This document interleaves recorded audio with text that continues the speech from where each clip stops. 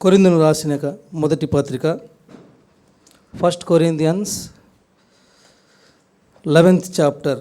అపోస్తలుడైన పౌలు కొరింథీయులకు రాసిన మొదటి పత్రిక 11వ అధ్యాయం 28వ వచనం మనము గట్టిగా బిగ్గరగా మన భాగాలను చదువుదాం. కాబట్టి ప్రతి మనుషుడు తను తాను పరీక్షించుకొనవలెను, అలాగు చేసి ఆ రొట్టెని తిని ఆ పాత్రలోనిది త్రాగవలెను. ప్రకటన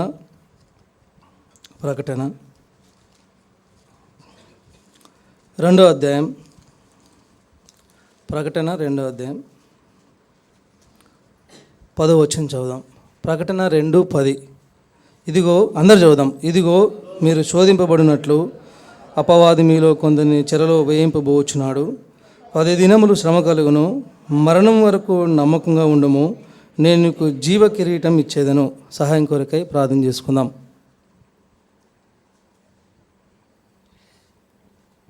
పరిశుద్ధమైన తండ్రి, అబ్రహాము, ఇస్సాకు, యాకోబుల దేవ, కనికరింగల దేవ, ఉదయకాలం నుంచి నీ సన్నిధి మాకు అనుగ్రహిస్తూ వచ్చారు. అందరం బట్టి వందనములు, స్తుతులను చెల్లిస్తూ వస్తున్నాను.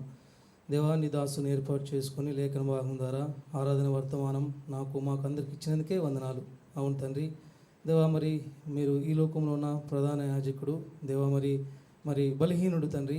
మరి ఎన్నటికీ మరి ఆ యొక్క పశువుల యొక్క రక్తాన్ని అర్పించేవాడే మాటికి.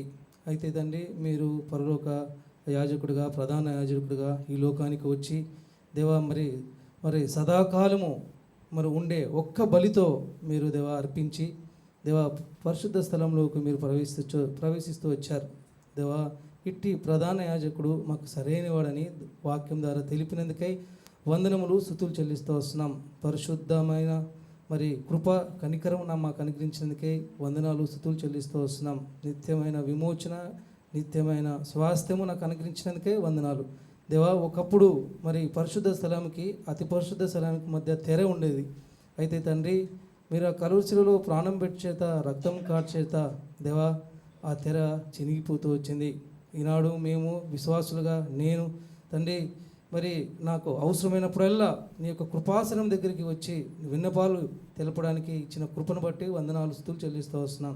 నా జీవిత యాత్రలో నువ్వు చేసిన అద్భుత ఆశ్చర్యకాలను బట్టి వందనాలు, స్తుతులు చెల్లిస్తూ వస్తున్నాం. దేవా, బలనాశ్రయసులుగా మీరు తోడుగా ఉండండి. దేవా, నిలబడుతూ నేను ధూళినని ఒప్పుకుంటున్నాను. వాక్య పిలుగులో మమ్మల్ని అందరికీ జ్ఞాపకం చేసుకోమని యేసు పరిశుద్ధ నామమున అడిగి పెట్టుకుంటున్నాం తండ్రి, ఆమేన్. ప్రియ స్నేహితుడా, ప్రకటన గ్రంథం 2వ అధ్యాయం 10వ వచనంలో 10 దినములు శ్రమ కలుగును, మరణం వరకు నమ్మకముగా ఉండుము. మరణము వరకు నమ్మకముగా ఉండుము అన్నాడు దేవుడు.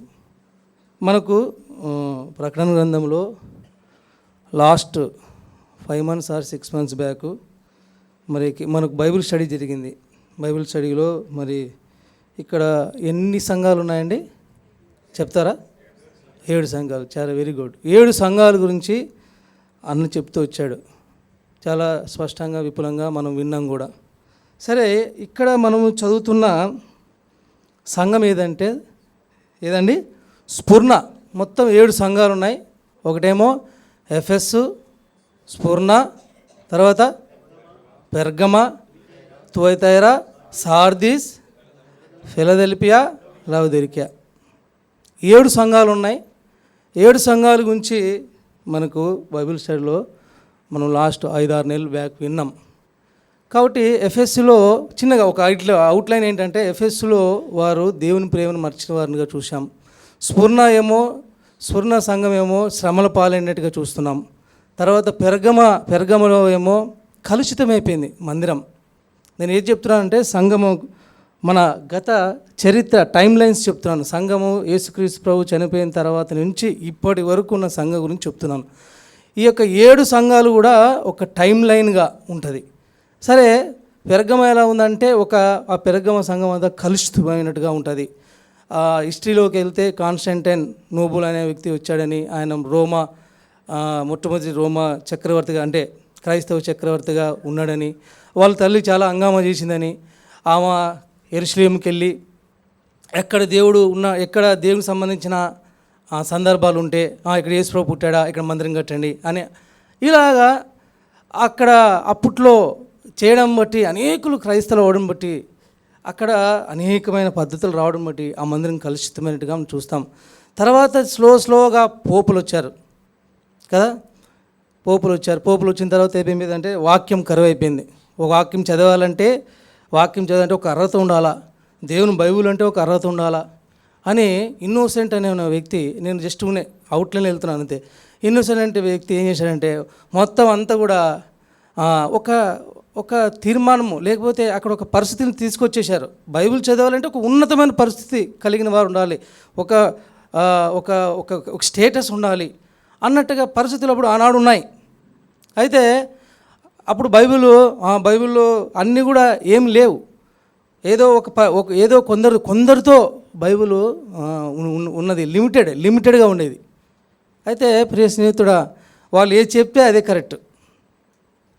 కాబట్టి ఇంకా ఏం జరిగింది అప్పుడున్న సంఘములో క్రైస్తవ చరిత్రలో మనం చూస్తే అప్పుడున్న మనుషులు పాపాలు చేస్తే అక్కడున్న పోపుల దగ్గరికి వెళ్ళి, అయ్యా నేను పలానా దొంగతనం చేసినాం అంటే ఆయన చెప్తాడు, ఒక 20 రూపాయలు కట్టు, లేకపోతే ఇంత సొమ్ము కట్టు అన్నప్పుడు ఆయన అంత సొమ్ము కడితే క్షమాపణ పత్రం ఇచ్చేవాడు. అది తీసుకొని మనం జోలో పెట్టుకుంటే పరలోకానికి వెళ్తాం. ఇటువంటి పరిస్థితుల్లో సంఘం ఆనాడు క్రైస్తవం అలా వచ్చింది. అలా వస్తే పోపుల్ని ఎదిరించిన వాడు ఎవరండి? Martin Luther. ఒక్క స్టేట్మెంట్తో వచ్చేసాడు, నీతిమంతుడు విశ్వాసం మూలముగా జీవించను.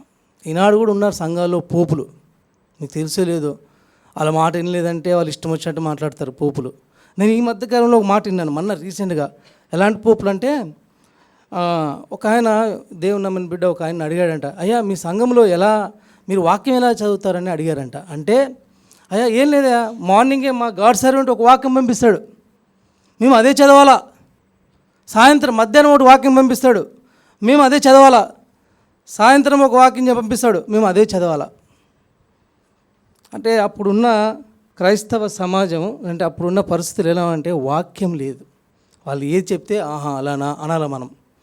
అటువంటి పరిస్థితుల నుంచే మార్టిన్ లూథర్ వచ్చాడు కదండి. ఇంకా అలా తీసుకుంటూ వెళ్తే గొప్ప సంఘం ఏంటంటే ఫిలదెల్ఫియా గొప్ప పరిచయం చేసింది ఫిలదెల్ఫియా కదా. మన భారతదేశానికి వచ్చారు విలియం కేరీ, గొప్ప పరిచయం చేశారు. ఇలా చెప్పుకుంటూ పోతే ఎంతోమంది మిషనరీస్ వచ్చారు. వారు వచ్చి సేవ చేయడం బట్టే ఈనాడు మనం ఎంత ప్రశాంతంగా కూర్చున్నామంటే వారి సేవ ప్రతిఫలం, వారి త్యాగం. ఆ తర్వాత వచ్చిన సంఘం ఏంటి, చివరి ఏంటండి, ఏ సంఘంలో ఉన్నాం? లవోదికయ మందే. మనం ఎందుకు ఉన్నామో తెలియదు, మనం ఎందుకు వస్తున్నామో తెలియదు, ఎందుకు పోతున్నామో తెలియదు, ఎందుకు జీవిస్తున్నామో తెలియదు, ఎందుకు రక్షణ పొందినామో తెలియదు, ఎందుకు బాప్తిసం తీసుకున్నామో తెలియదు, ఏం తెలియదు మనకు. కూర్చున్న చేపలు ఎవరు వేసినారో తెలియదు. ఆదివారం వెళ్తే ఆదివారం వస్తాము, ఎప్పుడు ఏ సమయంగానే వస్తాం, మన ఇష్టం. బలలో చేస్తాము, ఎట్లయినా జీవిస్తాం. మమ్మల్ని ఎవడైనా అడిగితే మేము ఏలెత్తి చూపిస్తాం, ఒకరి మీద నిందేస్తాం. అది లవోదికయ. 2 మందిరాలను బాగా మెచ్చుకున్నాను తెలుసా అండి. దీంట్లో చెప్తారు ఎవరన్నా? ఒకరు కరెక్ట్ స్ఫుర్ణ, రెండోది ఫిలదెల్ఫియా. ఏం అనలేకపోయాడు దేవుడు. ఎందుకు చెప్తున్నానంటే ప్రియ స్నేహితుడా, అందులో 2:10 ఉండే సంఘమే స్ఫుర్ణ. 10 దినములు అని రాయబడినారు. కొద్దిగా 2 ప్రాముఖ్యమైన వాదనలు ఏంటంటే, 10 దినాలంటే మనం అంటాం కదా, అరే నేను ఒక 2 రోజులు ఊరికి వెళ్ళొస్తాను అంటే 2 రోజులు వెళ్తామా? కాదు కదా, ఒక 5-6 రోజులు పోతాం అలా. అదొక వాదన. ఇంకొక వాదన ఏంటంటే, మెయిన్గా 10 దినాలంటే ఆ దినాలలో 10 రోమా చక్రవర్తులు సంఘాన్ని హింసించారు, ఘోరంగా హింసించారు. సరే, ఇంకా మీకు ఏదైనా దీని గురించి ఇంకెక్కువ కావాలంటే మన సువార్తల్లో చెప్పినట్టు చెప్తున్నాను కదా. మీరు వెళ్ళండి, 5-6 నెలల తర్వాత మనకు చాలా, నిజంగా చెప్పాలంటే ఎన్ని సంఘాలు నేను చూశాను. మన సంఘంలో బైబిల్ స్టడీకి చాలా క్లియర్గా వాక్యం టు రెఫరెన్స్లు రాసి ఎవరు ఇస్తారండి?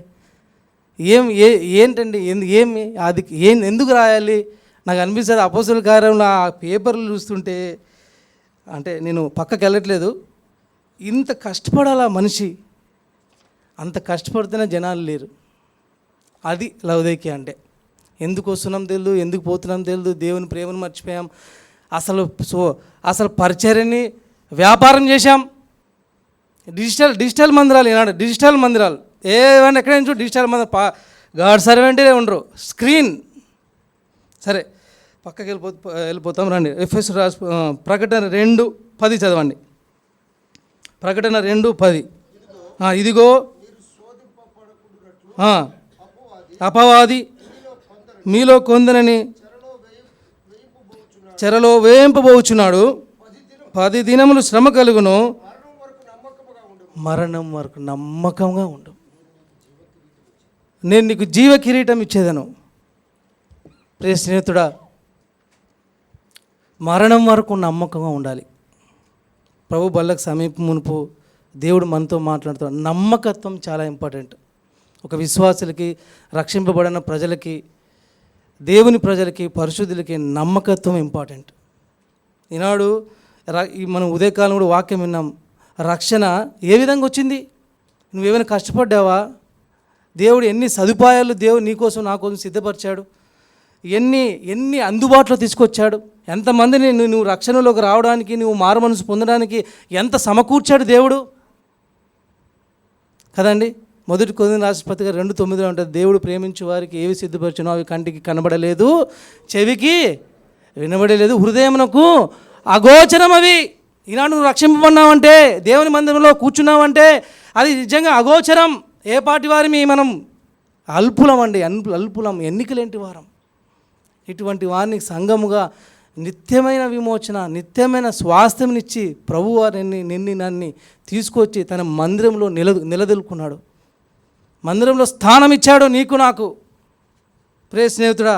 కాబట్టి ఇక్కడ ఏమన్నా మరణము వరకు నమ్మకంగా ఉండవు. చాలాసార్లు మనం అనుకుంటాం, ఇది ఏం విశ్వాసము, ఏమి జీవితం, నా జీవితాంతంతా నేను కష్టపడుతున్నాను కదా అని అనుకుంటూ ఉంటాం మనం దేవుని నమ్మిన బిడ్డలుగా. చూడండి, ఒక మాట అంటాడు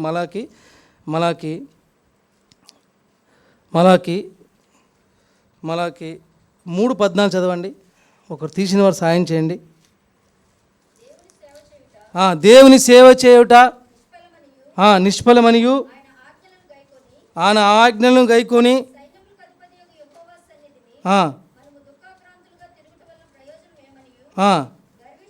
చాలు సిస్టర్. ఇక్కడ ఎంత మంచి, ఇక్కడ ఒక మాట ఏమన్నదంటే, చాలాసార్లు మన జీవితంలో మనము దేవుని నమ్ముకున్న వారు వ్యసన పడతాం.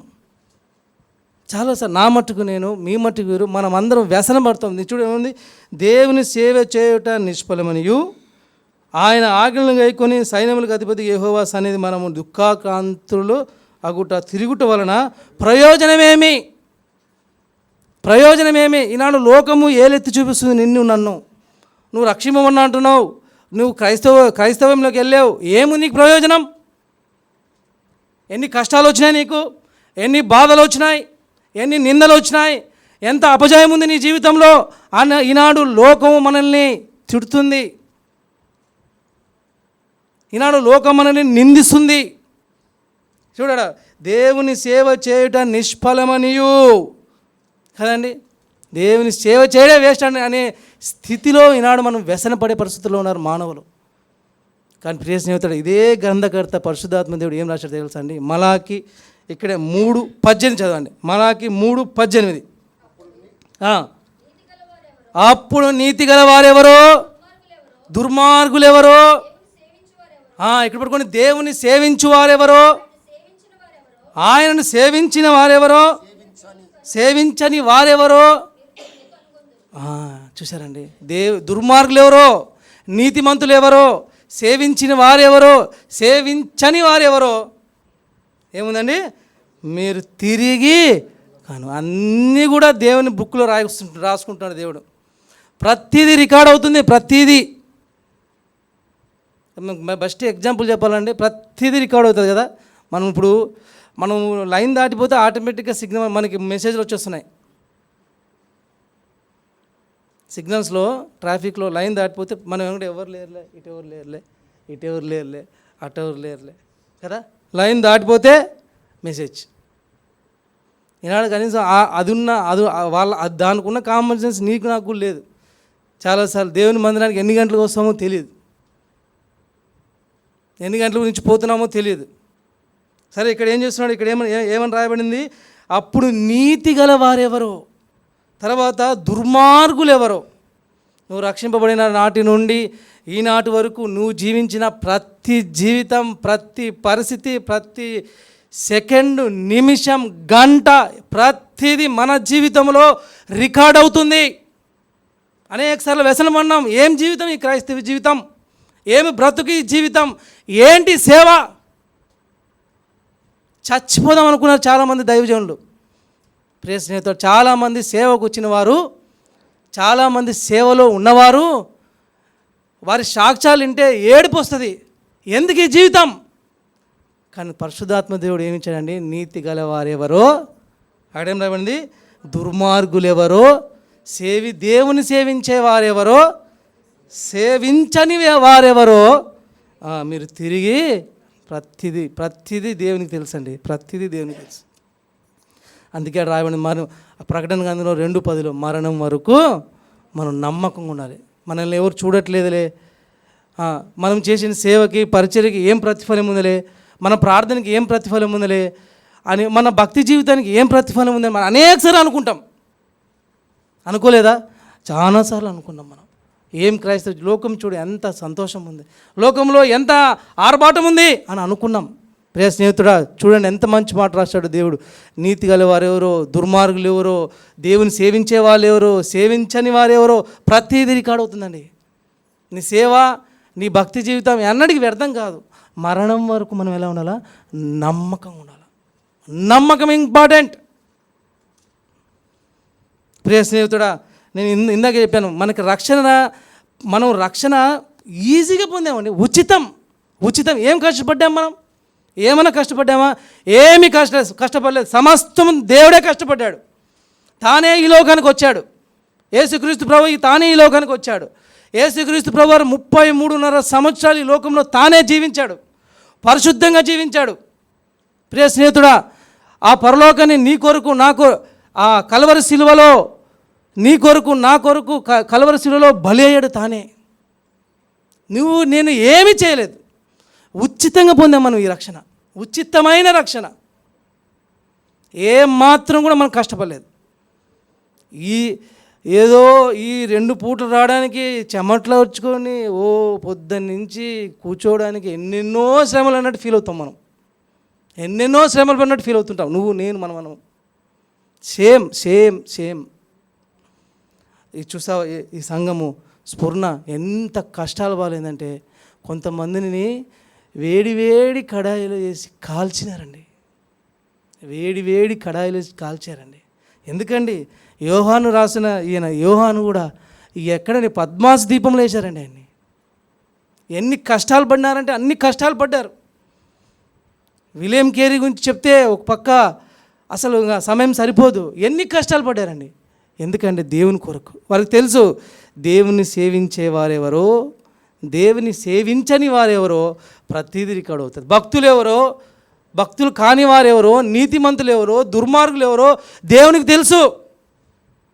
కాబట్టి ప్రియ స్నేహితుడా, ఇక్కడ మనం చూస్తున్నాము, ఇక్కడ ఒక మంచి మాట చూసాం. చూడండి, చదవండి సిస్టర్ మరొకసారి. ఎఫెసీ 2:10 మరొకసారి చదవండి. క్షమించండి, ప్రకటన 2:10.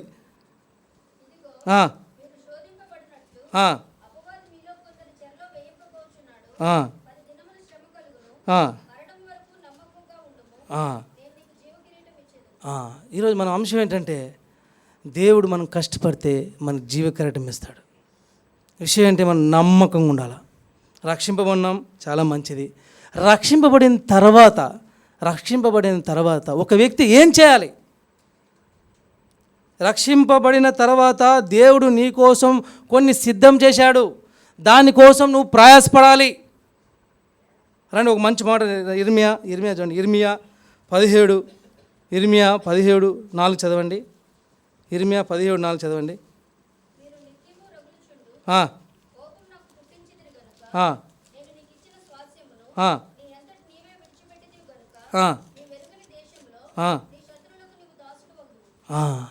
చూశారండి, మీరు నిత్యము రగులుచుండు కోపము నాకు పుట్టించితిరి గనక నేను నీకు ఇచ్చిన స్వాస్థ్యం నీ అంతట నీవే విడిచిపెడితే. దేవుడు తన బిడ్డలకి స్వాస్థ్యం ఇస్తాడండి. ఇందాక మనం విన్నాం కదా, దేవుడు తన బిడ్డలకు స్వాస్థ్యం ఇచ్చేవాడు. కానీ దాన్ని ఏం చేశాడు? ఇక్కడ ఏమంటున్నారు? ఇశ్రాయేల్ ప్రజలు, యూదులు ఏం చేశారు? ఏమని రాబడింది? నేను నీకు ఇచ్చిన స్వాస్థ్యమును నీ అంతట నీవే విడిచిపెట్టింది. ప్రమాదం ఉందండి. రక్షింపబడినాం, అనేకసార్లు మనం ప్రమాదంలో ఉన్నాం. మన రక్షణని మనం నిర్లక్ష్యం చేసిన వారుగా ఉన్నాం. దేవుడు ఇచ్చిన ఈ రక్షణ విలువైనది, ఉచితమైనదే, కానీ అది విలువైనది. చూడండి, మంచి మాట ఉంటుంది చూడండి. 2 కొరింథీయులు 6:1 చూడండి. 2 కొరింథీయులు 6:1 మంచి మాట ఉంటుంది అక్కడ. 2 కొరింథీయులు 6:1 చదవండి. 2 కొరింథీయులు 6:1 కాగా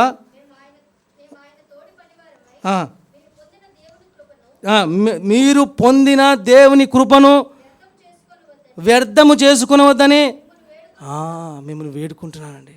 దేవుని కృపను వ్యర్థం చేసుకోవద్దు. ప్రియ స్నేహితుడా, సహోదరుడా, ఆయన స్వాస్థ్యమును, దేవుడిచ్చిన స్వాస్థ్యముని నీకు నీవే విడిచిపెట్టే స్థాయిలో నువ్వు నేను ఉన్నాం.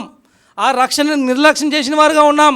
ఆ రక్షణ ఉచితమైనదే, కానీ అది విలువైనది, పరిశుద్ధమైనది. ఆ రక్షణ కొరకు దేవుడు త్యాగం చేశాడు. ఆ రక్షణ కొరకు ఒక వ్యక్తి ప్రాణం పెట్టవలసి వచ్చింది. అటు తను ప్రాణం పెట్టి పరిశుద్ధుల స్వాస్థ్యములో ఇస్తే, ఆ స్వాస్థ్యాన్ని దేవుడు నీకు ఇస్తే, మనంతటకు మనమే ఆ స్వాస్థ్యాన్ని విడిచిపెట్టే స్థాయిలో ఈనాడు నువ్వు నేను మనం ఉన్నాం. ఎంత దారుణం, ఎంత సిగ్గుచేటు ఈనాడు మనకు. ఎంత మంచి ఏముంది? నేను నీకు ఇచ్చిన స్వాస్థ్యమును నీ అంతటి నీవే విడిచిపెడితివి.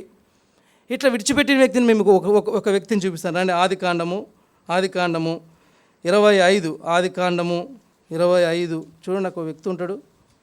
30 ఆదికాండము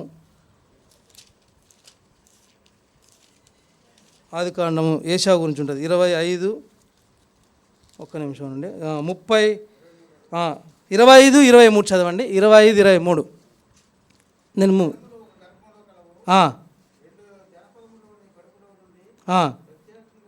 ప్రత్యేకంగా వచ్చును. ఒక జనపదము బలిష్టమై ఉండును, పెద్దవాడు చిన్నవానికి దాసుడగును. ఈ సందర్భము మనకు బాగా తెలిసిన సందర్భమే. ఇక్కడ పోరాటం ఎక్కడంటే భూమి మీద లేదు. పోరాటం ఎక్కడుంది? ఎక్కడైనా పోరాటం భూమి మీద ఉంటుంది, సముద్రాల్లో ఉంటుంది. ఇప్పుడు ఫైటింగ్ ఎక్కడైనా చేస్తే సముద్రాల్లో ఫైటింగ్ ఉంటుంది, భూమి మీద ఉంటుంది, ఆకాశంలో ఉంటుంది కదండి. ఆర్మీ అంటే భూమి మీద, ఎయిర్ ఫోర్స్ అంటే ఆకాశంలో, మరి నేవీ అంటే సముద్రంలో. ఈ మూడే కదా, ఆర్మీ, నేవీ, ఇంకోటి ఏంటండి ఎయిర్ ఫోర్స్. ఇక్కడ పోరాటం ఉంటుంది. ఇక్కడ ఒక పోరాటం ఉంది. ఇది విచిత్రమైన పోరాటం ఏంటంటే గర్భంలో పోరాటం కదండి. 2 వ్యక్తులు. ఎవరు ఆయన? ఒక ఆయన ఏశావు, ఇంకొక ఆయన ఎవరు? యాకోబు. ఎవరు తల్లి? రెబేకా. తండ్రి ఎవరు? ఇస్సాకు. ఇద్దరు. ఇస్సాకు అంటే వాగ్దాన పుత్రుడే. ఇస్సాకు వాగ్దాన పుత్రుడే. తర్వాత రెబేకా తల్లి. ఇక్కడ ఒక సందర్భం ఏంటంటే గర్భములో, మంచి మాట, 2 జనములు నీ గర్భములో కలువు, 2 జనపదములు నీ కడుపులో నుండి ప్రత్యేకంగా వచ్చును. ఒక జనపదము కంటే ఒక జనపదము బలిష్టమై ఉండును, పెద్దవాడు చిన్నవానికి దాసుడగును.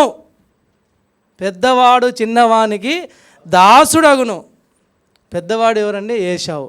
ఏశావు అంటే ఎవరు? ఏశావుకు ఒక పేరు ఉంది. ఏంటి? ఏదోము కదా. ఏదోమీలు ఎందుకంటారు? ఒక సందర్భం ఉంది. ఏదోము అంటే ఎర్రని వాడని. తర్వాత ఎర్రని కూర చూసాడు అయ్యారు, చిక్కుడుకాయల కూర కదా. ఈ మధ్యకాలంలో చిక్కుడుకాయలు భలే ఫ్రీగా దొరుకుతున్నాయి. ఫ్రీగా అంటే చాలా చౌకగా దొరుకుతున్నాయి రైతు మార్కెట్లో కదా. అది ఒల్చాలంటే చాలా కష్టం. సరే, ఇప్పుడు ఎందుకు ఆయనకు ఎదోమని వచ్చింది? ఎర్రని వాడు. తర్వాత ఎర్రని కూర చూశాడు. మూడవది ఎందుకు వచ్చింది అని పేరు వచ్చింది? ఎర్రని కొండల దగ్గర ఆయన జీవించాడు. అందుకే ఏదోము అని వచ్చింది ఆయన పేరు. కాబట్టి ఈ ఏదోము అన్న ఏశావు చిన్నవానికి దాసుడయ్యాడు. కారణం ఏంటి? ఇక్కడ అక్కడ చదువుదాం రండి. 26 చదవండి సిస్టర్. ఆ, ఆ, ఆ, ఆ, ఆ, ఆ. చూసారా, మామూలుడు కాదు యాకోబు అంటే. ఏం చేశాడు? స్టార్టింగ్లోనే ఏం చేశాడు? అతని చెయ్యి, తర్వాత అతని సహోదరుడు బయటికి వచ్చినప్పుడు అతని చెయ్యి ఏశావు మడిమను పట్టుకొని ఉండెను గనుక అతని యాకోబు అని యాకోబు అని పేరు పెట్టబడినావు. ఏశావు అంటాడు, నీ పేరు మంచి పేరు పెట్టారా, నీ పేరు తగినట్టే బతుకుతున్నావురా నువ్వు అన్నాడు. తర్వాత సందర్భం లేదు కానీ సమయం లేదు కానీ చూపించట్లేదు, మీరు చూడండి. నీ పేరు తగినట్టే నువ్వు బ్రతుకుతున్నావురా అన్నాడు. కాబట్టి ప్రియ స్నేహితుడా, ఇక్కడ చూస్తున్నాం ఏశావుని చూస్తున్నాం. ఏశావు ఎర్రనివాడు. తర్వాత ఇక్కడ చూడండి ఇంకొక మంచి మాట, ఇక్కడే 25 ఒకటి చదవండి, 31 చదవండి బ్రదర్.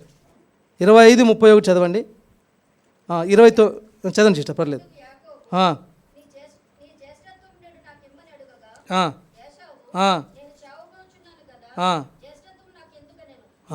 సందర్భం ఏమంటే ఆకలి అవుతుంది ఏశావుకి ఆకలి అవుతుంది. ఇప్పుడు ఏమన్నాడు ఆయన? నేను చచ్చిపోతున్నావు కదా, నాకు ఈ జ్యేష్ఠత్వం ఎందుకు అన్నాడు. దానికి ఎంటైర్లీ డిఫరెన్స్ క్రైస్తవ జీవితం. చచ్చిపోవడానికైనా సిద్ధం, కానీ క్రైస్తవ జీవితం వారు తల వంగరు, వారి యొక్క స్వాస్థ్యాన్ని పోగొట్టుకోరు, వారు పట్టుకున్న భక్తిని వదలరు, వారి పట్టుకున్న విశ్వాసాన్ని వదలరు. Exact opposite. కాబట్టి ప్రియ స్నేహితుడు ఇక్కడ ఏమన్నాడు?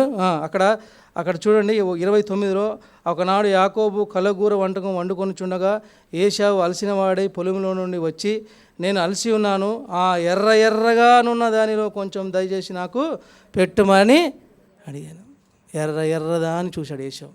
మనం కూడా కదా లోకాన్ని ఎర్రని లోకాన్ని చూస్తున్నాం కదా. ఎర్రనిది ఈ లోకంలో అట్రాక్షన్ ఏది ఉంటే అది కావాలనుకుంటాం మనం. ఎర్రనిది మనం కోరుకుంటాం. ఏశావు వలే మనం లోకాన్ని కోరుకునేవారమే. కాబట్టి ఇక్కడ చూడండి, దానికోసం ఒక్కరోజు ఒక్క పూట కోసం తన జ్యేష్ఠత్వాన్ని అమ్ముకున్న ఏశావు వంటి వాడు ఎవరు లేరు. అంతటి భ్రష్టమైన జీవితాన్ని, జ్యేష్ఠత్వాన్ని వదులుకున్న ఘోరమైన వ్యక్తి. హెబ్రీయులకు రాసిన పత్రికలో ఉంటుంది చూడండి, ఆయన గురించి చదవండి. 12వ అధ్యాయం అనుకుంటాను. హెబ్రీయులకు రాసిన పత్రిక 12, తీసిన వారు సాయం చేయండి. హెబ్రీయులకు రాసిన పత్రిక 12 ఎక్కడుంది? 12:16. హెబ్రీయులకు రాసిన పత్రిక 12వ అధ్యాయం 16వ వచనం.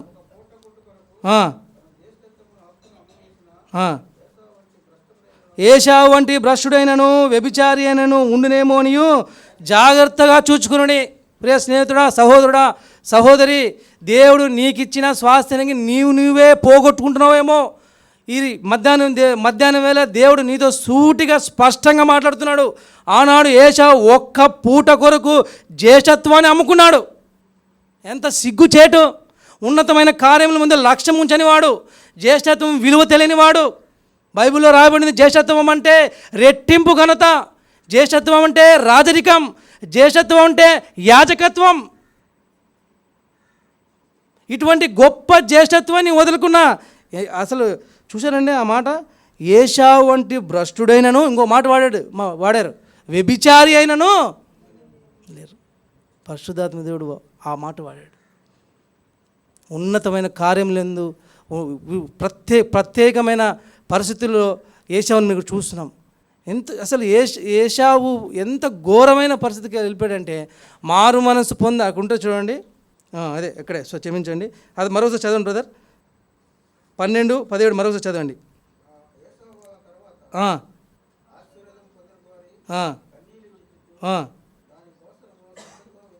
శ్రద్ధతో వెతికినను మారు మనస్సు పొందని అవకాశం దొరకక విసర్జింపబడినని. జ్యేష్ఠత్వపు హక్కు పోయింది, తర్వాత దేవుని తండ్రితో వచ్చిన వరము పోయింది, ఆశీర్వాదాలు పోయినాయి. దేవుని వరం పోయింది, జ్యేష్ఠత్వము పోయింది. ప్రియ స్నేహితుడా, కారణం తెలుసా? ప్రియ స్నేహితుడా, ఆయన ఉన్నతమైన జ్యేష్ఠత్వం యొక్క విలువను ఎరగనివాడు, దేవుని దీవెనలను పొందుకొనివాడు. తల్లిదండ్రులను బాధ పెట్టాడండి, తల్లిదండ్రులను బాధ పెట్టాడు ఆయన. దేవుడు ప్రతి దానికి దేవుని దగ్గర జవాబు ఉంటుంది, ప్రతి దానికి. తల్లిదండ్రులు బాధపడ్డారు చూడండి, అక్కడే 25 చూడండి, 25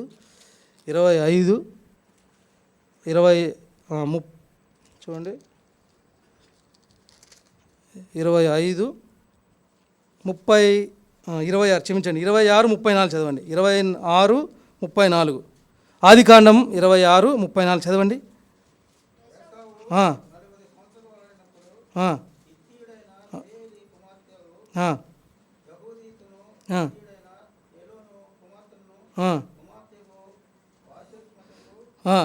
పెండ్లు చేసుకునేను వీరు ఇస్సాకును రిబ్కాకును మనోవేదన కలిగేశారు.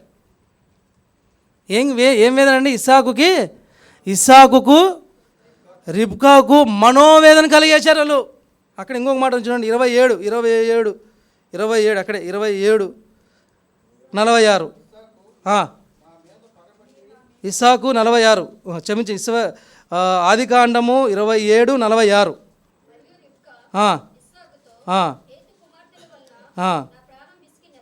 చాలా చేస్తారు. హేతు కుమార్తెల వలన నా ప్రాణము విసిగింది. ప్రాణం విసిగించారు, మనోవేదన కలిగించారు తల్లిదండ్రులకు.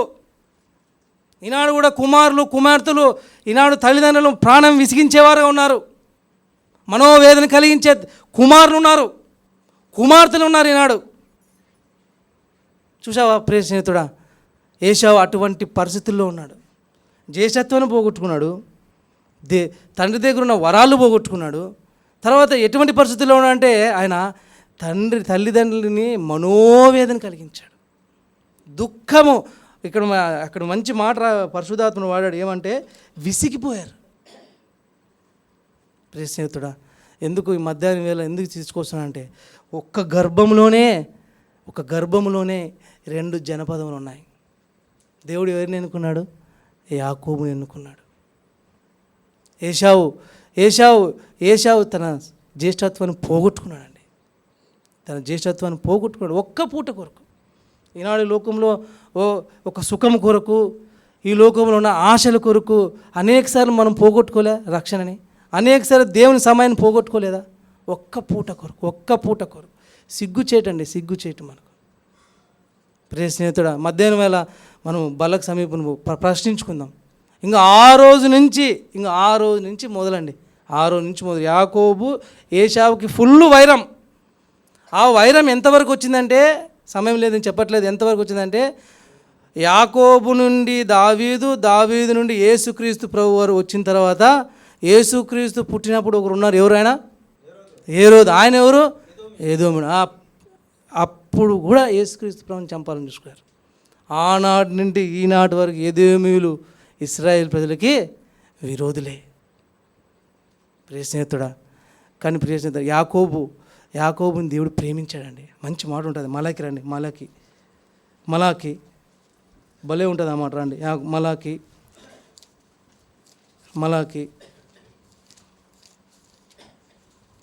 1వ అధ్యాయం, మలాకి 1వ అధ్యాయం 2వ వచనం.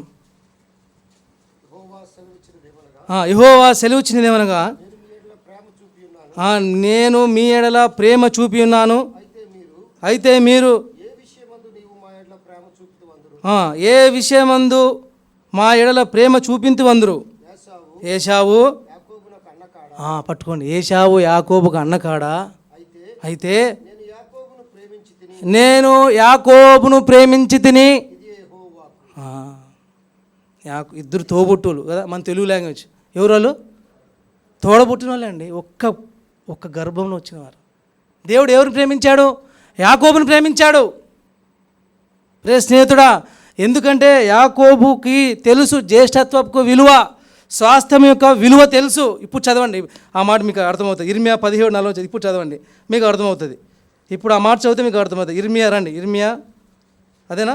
17:4 చదవండి. ఇప్పుడు ఇర్మియా 17:4 ఇప్పుడు చదవండి.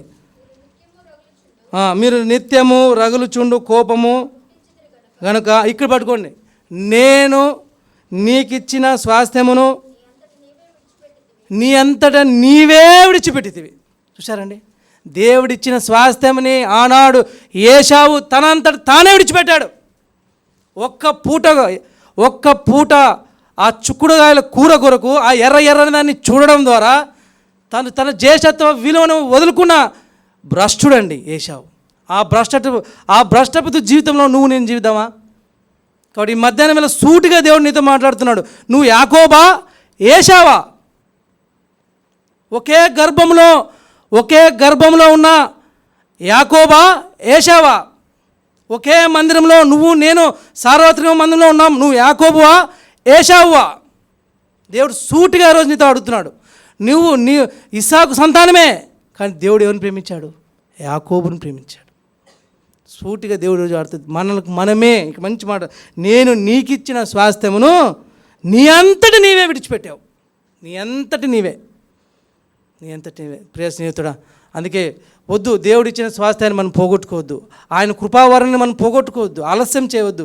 జాగ్రత్తగా ఉండి మనం ఈరోజు మధ్యాహ్నం వేళ సూటిగా దేవుడు మనతో చెప్తున్నాడు. 10 దినములు శ్రమ కలుగును. ఎలా ఉండాలి? మరణం వరకు నమ్మకంగా ఉందాం. ఇంకా చాలా ఉన్నాయి, నేను ముగిచేస్తున్నాను. ఇలా పెద్ద కుమారుల గురించి చాలా ఉన్నాయి, కానీ నేను ఒకరిని తీసుకొస్తాను. ఏశావు గురించి. ఈనాడు ఏశావు మనకొక పాఠం. ఆ ఎర్రని చిక్కుడుకాయ చూశాడు ఆయన. ఎంత పోరాటం అంటే ఆ రోజు గర్భములో నుండి యేసుక్రీస్తు ప్రభు వరకు ఇది పోరాటమేగా. మీరు చదవండి, ఇంటికి వెళ్ళి ఉపద్య చదవండి. ఉపద్య దాని గురించి రాశారు. సమయం లేక చెప్పట్లేదు. ఉపద్య చదవండి. దేవుడు ఎంత సెన్సిటివ్ తెలుసా అండి? ఎంత సెన్సిటివ్ అంటే నేను అది చదివినప్పుడు కన్నీళ్ళు వచ్చాయి. ఉపద్యలో ఎంత బాగా రాశారంటే ఏశావుకి దేవుడు ఎటువంటి శిక్ష విధిస్తున్నాడు తెలుసా? ఎటువంటి శిక్ష విధిస్తున్నాడంటే యాకోబు పట్ల ఏశావు ఏ విధంగా చేస్తూ వచ్చాడో వాటికి జవాబే ఉపద్య.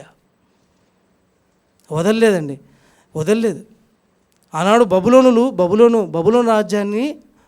రాజు యెరూషలేముకు వస్తుంటే సంతోషించారండి. వీళ్ళు సహాయం చేశారు ఎదోమీయులు బబులోనులకి. అవన్నీ మనసులో పెట్టుకున్నాడు దేవుడు. చాలా ఉన్నాయి. మోషే అన్నాడు, అయ్యా మేము అరణ్యంలో వెళ్తున్నాం, మీ దేశం నుండి వెళ్తామయ్యా, ఏమి ముట్టాం, మీ దేశంలో మేము ఏమి ముట్టాం, మంచి నీళ్ళైనా తాగం అన్నట్టుగా మాట్లాడితే కూడా వాళ్ళు కనకరించలేదు, దయ చూపించలేదు. అవన్నీ దేవుని హృదయంలో ఉన్నాయి. ఉపద్య చదివితే ఏడుపు వస్తుంది. దేవుడు తన బిడ్డల పట్ల అంత ప్రేమ ఉంటుందా? ఎంత ప్రేమ. రండి ఒక మాట చదువుదాం రండి. ఉపద్య ఎక్కడ ఉంటుంది? అది పాత నిబంధన గ్రంథం ఉపద్య 761 10వ వచనం చదవండి.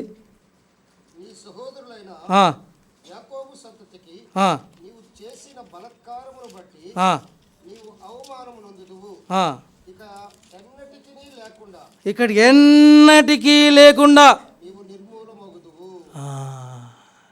చూశారండి. ఇక ఎన్నటికీ లేకుండా నేను నిర్మూలవుదాం. హిస్టరీలో చూడండి. హిస్టరీలో చూస్తే వాళ్ళు రిక్వెస్ట్ చేశారండి, మేము నీ దేశంలో పడిపోతాం, మేము ఏమి చేయం, మేము మెయిన్ రస్తాలో వెళ్తాం. ఎటువంటి ఇబ్బంది పెట్టామంటే ఒప్పుకోలే. బబులోనులకు సహాయం చేశారు.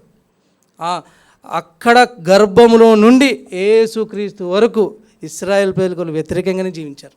ఇప్పుడు దేవుడు ఏమంటున్నాడు ఉపదేలో 10వ వచనంలో, నీ సహోదరులైన యాకోబు సంతతికి నీవు చేసిన బలాత్కారం బట్టి నీవు అవమానం పొందుదు. అనేకసార్లు నేను చింతించాం కదా, మనం కలిగిన అవమానం బట్టి, కష్టమును బట్టి, బాధను బట్టి. చూడండి దేవుడు ఎంత ప్రేమామయుడో. ప్రతిదీ తన మనసులో ఉంచుకుంటాడండి.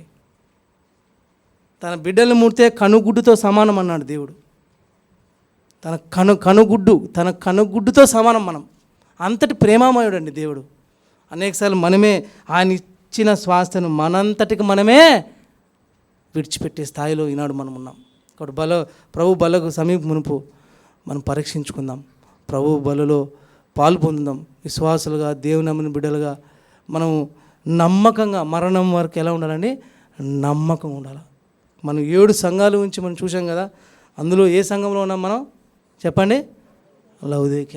లౌదోకియ సంఘం అంత ఘోరమైన సంఘం ఎక్కడ లేదు. ఎక్కడ చూసినా ఘోరమైన సంఘం. దేవుడు దాన్ని బాగా తిట్టాడు. అసలు ఎట్లా తిట్టాడంటే, దిక్కుమాలనోడా, ఎట్లా తిట్టాడండి? చదువుతారా మాట? చదవండి ఆ మాట. ఎట్లా తిట్టాడంటే ఘోరంగా తిట్టాడు మనల్ని. అంత ఘోరంగా ఎవరు తిట్టాడు? చదవండి ఆ మాట, చదివిద్దాం బాగుంటుంది. ప్రకటన 3వ అధ్యాయం తీసిన వారు చదవండి ఆ మాట. ఎన్నో వచ్చినావు అది 10 చదవండి సిస్టర్. ఎట్లంటండి, నువ్వు దౌర్భాగ్యుడవు, దిక్కుమాలు వాడవు, దరిద్రుడవు, గుడ్డివాడవు. తిట్టాడండి దేవుడు మనల్ని. ఏమాత్రం మెచ్చుకోదగినవి ఏమి లేవు. చెప్తున్నా కదా, ఇందాక చెప్పాను కదా, ఎందుకు వస్తాం తెలియదు, ఎందుకు పోతామో తెలియదు. ప్రభు బలకు సమీపమును దేవుడిచ్చిన స్వాస్థ్యాన్ని మనము పోగొట్టుకోకూడదు. ఏశావు వలె మన జీవితం ఉండకూడదు, యాకోబు వలె మన జీవితం ఉండాలి. ప్రశ్నించుకొని ప్రభు బలలో పాలు పొందుదాం.